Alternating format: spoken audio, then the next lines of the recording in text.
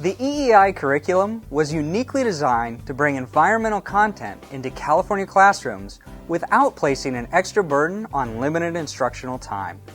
Because the EEI curriculum was approved by the State Board of Education, you can confidently replace sections of your current textbook with the EEI curriculum unit that teaches the same standards.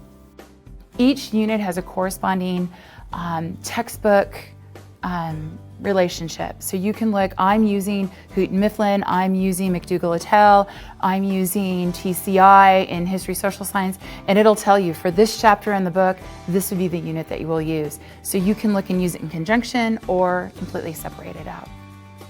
It's easy to identify the sections of your current textbooks that can be replaced by EEI units. Just look at the unit planner located in each teacher's edition and find the textbook alignment column that identifies the sections or pages of current adopted, approved, or widely used textbooks.